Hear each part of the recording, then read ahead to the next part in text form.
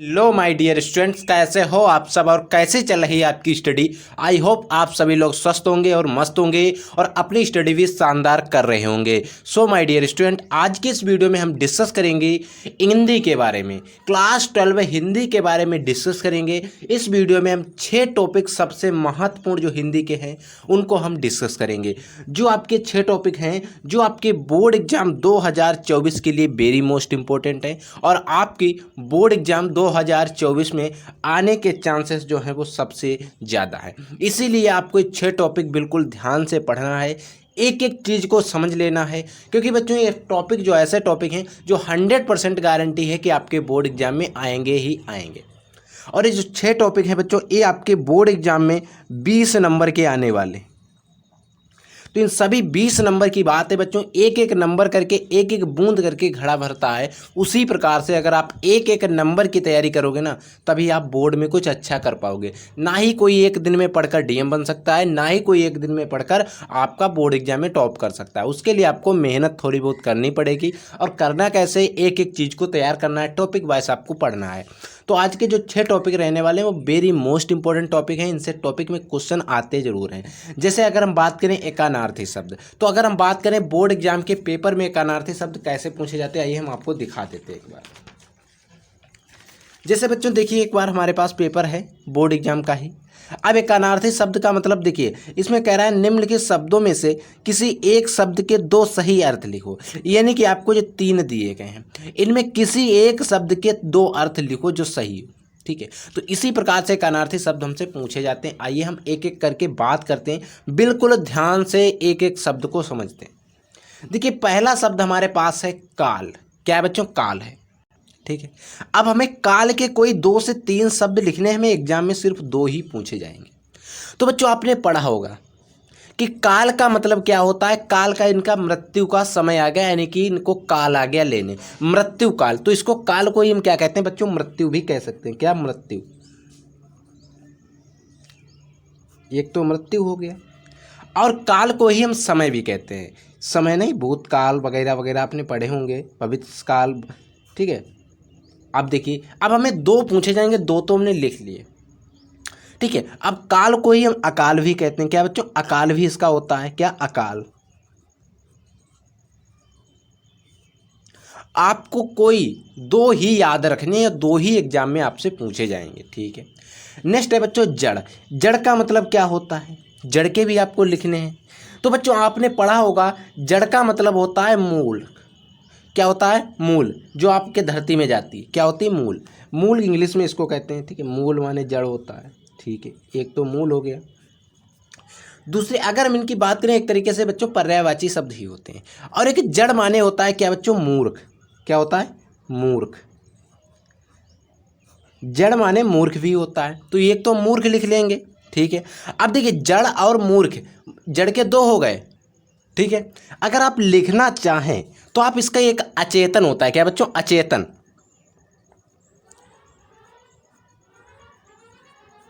अचेतन भी होता है बच्चों, ता बना है। अचेतन भी होता है। आप अगर लिखना चाहें तो लिख लें, अन्यथा आप इसकी जरूरत नहीं है। सिर्फ आपसे 2 पूछे जाएंगे और आपको ये दोनों याद रखने हैं। ठीक है बच्चों, नेक्स्ट देखिए। नेक्स्ट है बच्चों चपला।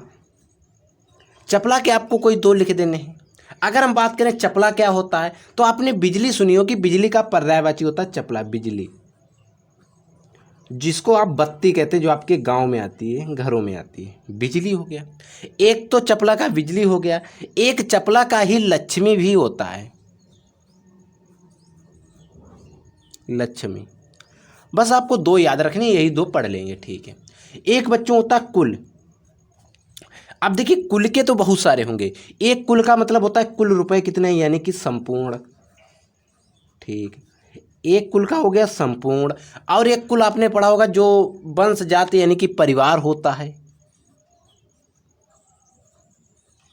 पूरा कुल आ गया। और एक कुल क्या होता है? एक वंश कुल होता है, वंश को भी कुल कहते हैं। ठीक, तो आपको 3 याद रख लेने। मैं 3 बता दे रहा हूँ, 2 बता दे रहा हूँ कुछ का, लेकिन आपसे पूछा 2 ही जाएगा। एक बच्चों आता है कांटा। अब देखिए कांटा क्या होता है? कांटा आपने पढ़ा होगा, मछली की हड्डी होती है, उसको भी कांटा कहते हैं। तो पहले हम यही लिख लेते हैं, मछली। की हड्डी, हड्डी हो गई, एक तो ये हो गया। एक कांटा वो होता है जिसको हम कील कहते हैं, कील हो गई, ठीक, दो हो गए। एक कांटा आपने पढ़ा होगा तराजू में भी होता है, क्या, तराजू में,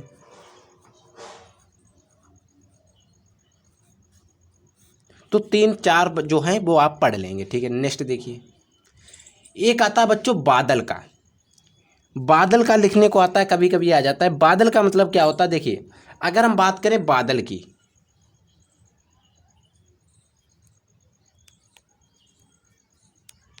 देखिए अगर हम बादल के लिखें तो बादल आपको पता होगा मेघ भी कहते हैं, मेघ, मेघ बादल होता है, ठीक है। एक दूधिया रंग का पत्थर होता है उसे भी हम बादल कहते हैं, या इसको आप एक याद रखेंगे, इसका अब्र, ठीक है, बस ये दो याद रखेंगे, ठीक है बच्चों। नेक्स्ट देखिए, नेक्स्ट आता है बिजली। अब देखिए हमने ऊपर आपको चपला का पढ़ाया था, उसमें भी चपला का बिजली बताया था, ठीक है। तो इसी प्रकार से बिजली के भी हमें लिख रहे हैं। तो आपने एक बिजली देखी होगी किसकी, विद्युत की, वो भी एक बिजली होती है, विद्युत, इसको हम विद्युत लिख देंगे, ठीक है। विद्युत माने बिजली होती है, ठीक है। एक आपने क्या देखा होगा कि आम की गुठली होती है, उसको भी, उसके भीतर जो एक गुदा होता है उसे भी हम बिजली कहते हैं। क्या होता है, आम जो होता है बच्चों, आपने देखा होगा आम की गुठली होती है, उसके अंदर जो बीजा होता है उसे भी हम बिजली ही कहते हैं, ठीक है। लेकिन आपने क्या देखा होगा कि बिजली इसको भी कहते हैं, या आप हाँ यही लिख लीजिए, आम की गुठली होती है उसे भी बिजली कहते हैं। या आपने रगड़ की बात करी होगी, रगड़, तो इसका भी बिजली होता है, बिजली का ही रगड़ भी होता है, ठीक है। तो आप लिखना चाहें तो लिख लीजिए कि आम के अंदर वाली जो गुठली होती है उसको भी हम बिजली का ही एक रूप दे सकते हैं, उसको भी हम बिजली कहते हैं। अब बच्चों बात आती है हरि की, हरि का मतलब भी कुछ होता है। देखिए हरि में अगर हम बात करें तो अगर आप हरि का लिखेंगे तो हरि का मतलब होता है विष्णु, इंद्र, घोड़ा, जो आपने नहीं पढ़ा होगा। हरि तोता को भी हम कहते हैं, किसको, पहले हम लिख लेते हैं तोता को, तोता को भी हम हरि कहते हैं, ठीक है। एक तो हमने लिख लिया तोता को, अब हम एक लिख लेंगे इंद्र को भी हरि कहते हैं, किसको, इंद्र को, इंद्रदेव जो होते हैं इंद्र को भी हरि कहते हैं, ठीक है।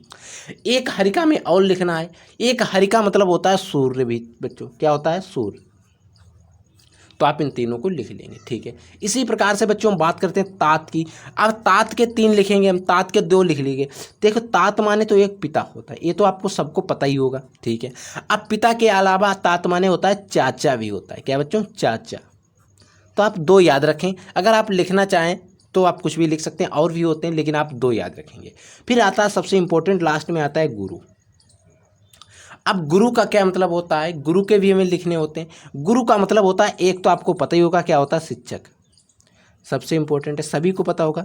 एक तो गुरु का मतलब हो जाता है शिक्षक, और एक हमें और लिख देना है। अब गुरु माने होता है बड़ा भी होता है, गुरु माने बड़ा भी होता है, ठीक है। तो इस प्रकार से आप लिख सकते हैं। ये हमारे कुछ टॉप 10 थे जो मैंने आपको समझा दिए, ठीक है बच्चों। नेक्स्ट हमारा टॉपिक आता है शब्दों में सूक्ष्म अंतर।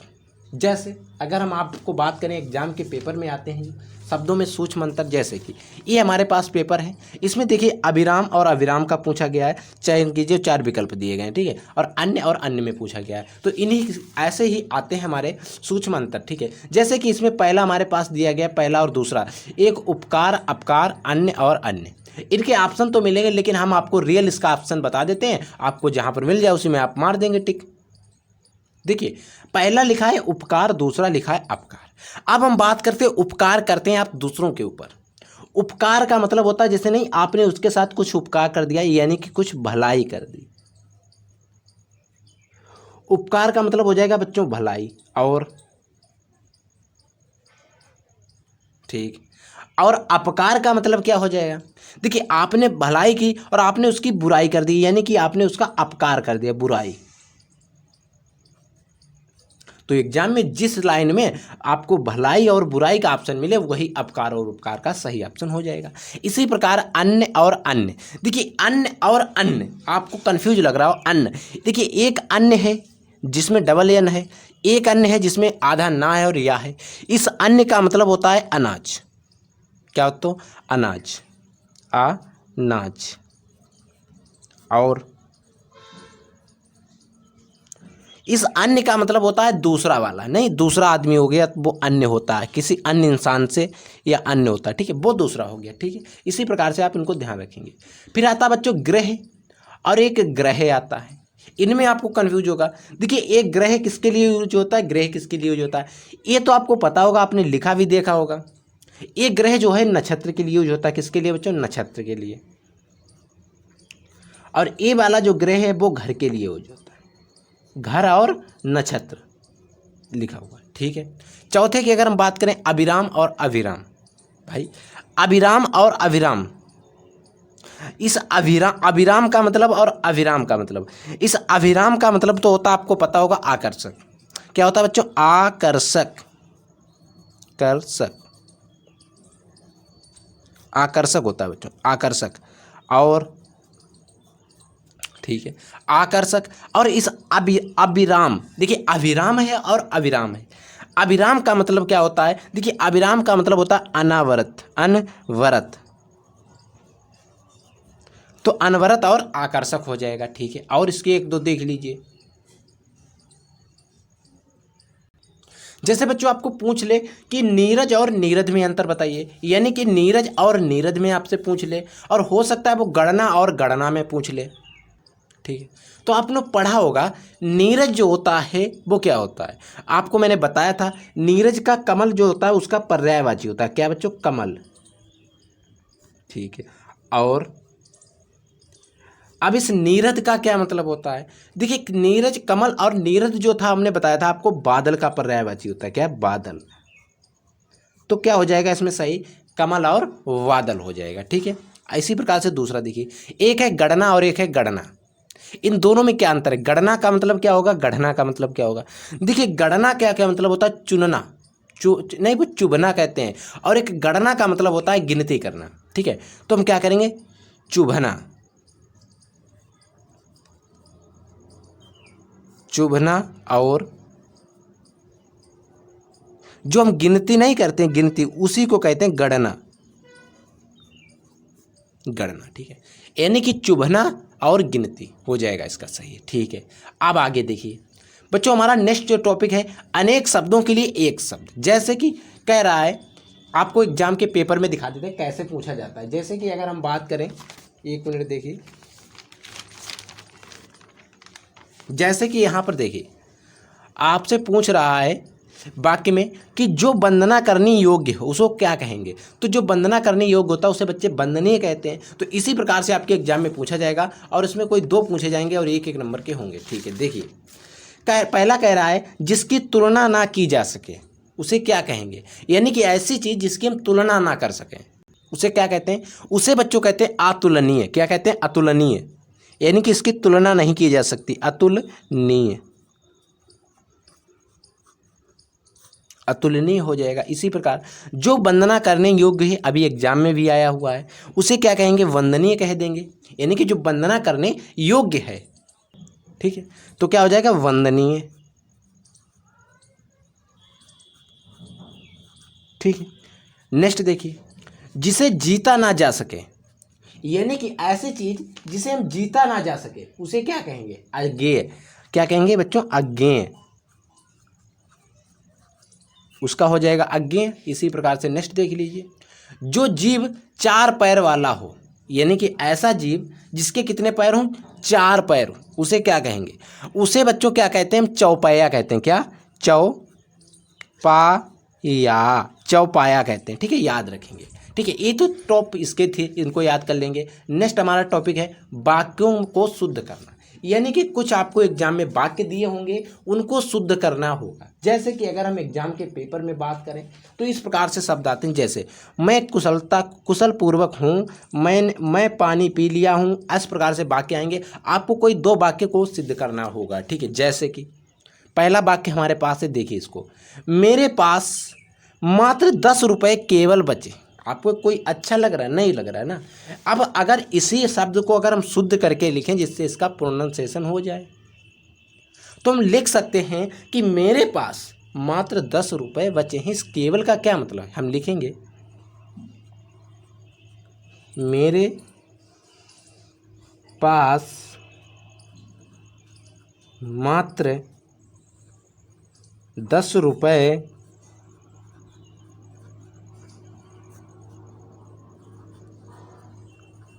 बचे हैं, यानी कि मेरे पास मात्र 10 रुपये बचे हैं। और केवल का इसमें क्या मतलब है, मात्र या केवल एक ही शब्द तो लगाएंगे हम ना, तो इसी प्रकार से आपको शुद्ध कर देना है। देखिए दूसरा, भारत समृद्धशाली देश है, समृद्धशाली नहीं है, समृद्धिशाली है। भारत समृद्धि हो जाएगा, क्या बच्चों, समृद्धशाली देश है।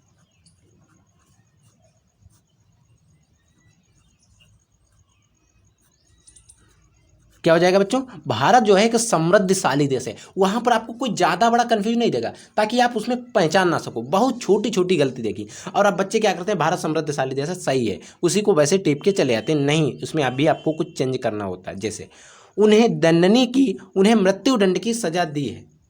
क्या मतलब है उन्हें मृत्युदंड की सजा दी है, आप इसी को शुद्ध करके लिख दो। उसे मृत्युदंड की सजा दी गई है, इसी को आपको शुद्ध करके लिखना है। तो उन्हें क्या कहें, हम कह देंगे उन्हें मृत्युदंड दिया गया है। क्या कहेंगे हम, उन्हें मृत्युदंड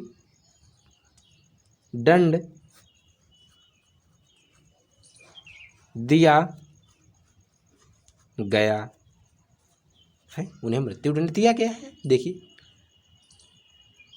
फल वह कल वह परीक्षा में नहीं बैठा, कल वह परीक्षा में नहीं बैठा, इसका क्या मतलब है, इसको भी आपको शुद्ध करना है। तो हम क्या लिख देंगे, कल वह परीक्षा में नहीं बैठा, वह कल परीक्षा में नहीं बैठा ना, हम इस वह को क्या करेंगे, आगे ले जाएंगे। वह कल